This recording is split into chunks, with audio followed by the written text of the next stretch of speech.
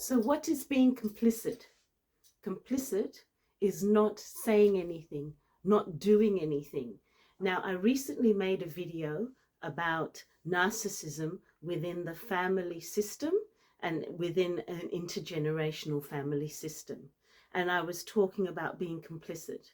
I was listening to an interview recently being given by a psychiatrist, and what he was talking about was there's this big case apparently in England. I'm not sure about it, but maybe he was a reporter, and it has to do with coercion and sexual abuse. And this person has stepped down.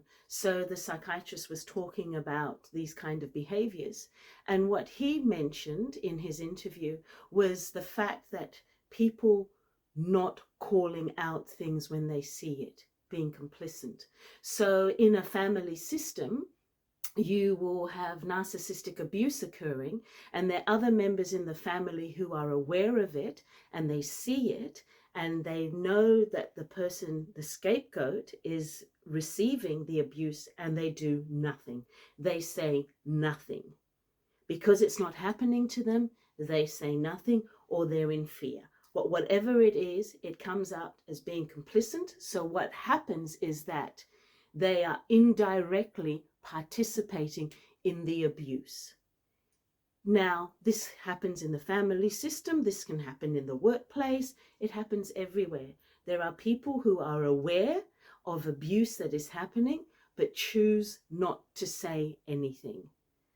Thing is that if you do say something, you are helping someone. But when you don't say anything and you're aware that it's happening, you are actually participating in it. You are part of the mechanism, part of the chain, part of the cog that allows this abuse to take place. Now, I would like to give you an example that I found myself being indirectly involved in something that could be perceived as a racist act. Now, a few years ago, before I decided to go back into studying, I was looking for work, and I decided to get a job as a host, working at a fancy new multimedia gallery in the Netherlands. So at this gallery, I was working as a host, and we had maybe 10 stations, and in each of those stations was an exhibit. And as a host, your responsibility was to spend time in the exhibit, helping people interact with it, if it was interactive, or just being there to make sure that things were running smoothly. There was one specific exhibit that was taking photographs of people, and once it took the photograph, it was put through a process of trying to determine the personality of the person. And while it was determining the personality traits of the person, it would manipulate the image of the person. So this was a fun thing because, you know, like it wasn't really picking at you, but in a way it was to kind of educate people about AI and how it interprets images that it sees.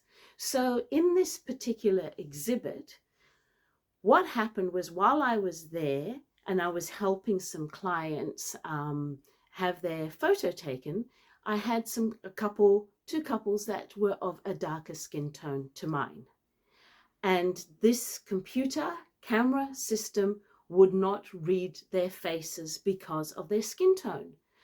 I was shocked that this was happening. I had a walkie-talkie where I could communicate with my fellow hosts and also my team leader. I immediately sent a message to my team leader, alerting him about what was happening, and he told me to move them to another station which had more light. Now, the thing is that I'd been working at this place for a couple of months, but I hadn't spent that much time in this particular exhibit.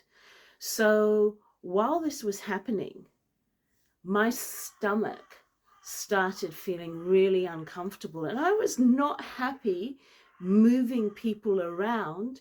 And while I was moving people around, I was becoming aware that something was wrong with this mechanism. Was it the mechanism, or was it the actual computer system, or was this actually, in fact, designed not to take photographs of people of a darker skin tone?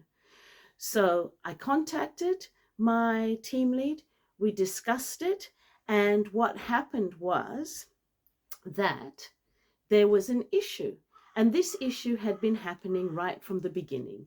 The cameras were not photographing anyone who was of a darker skin tone, but no one had reported it. No one had said anything.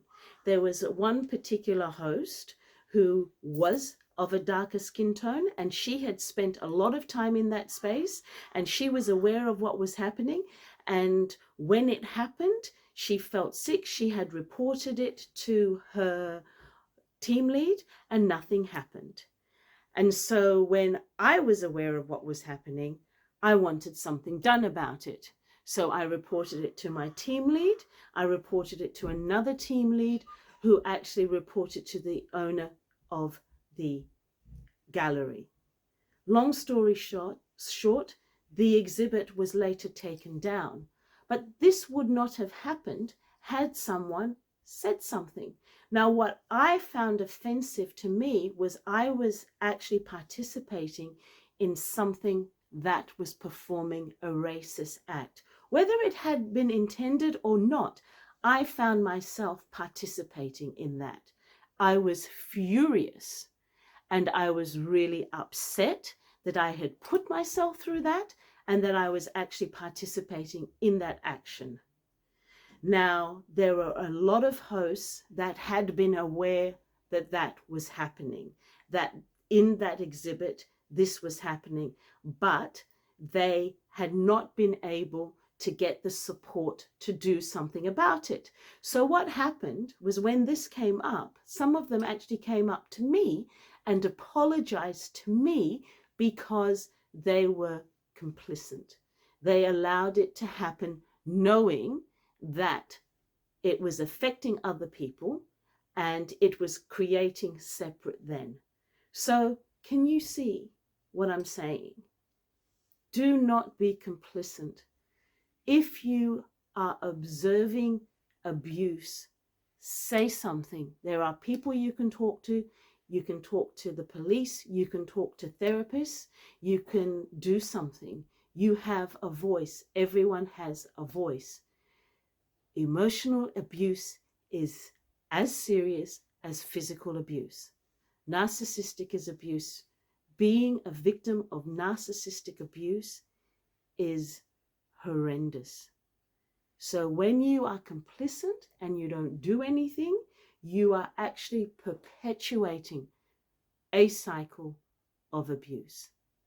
Stand up, be strong. You can do it.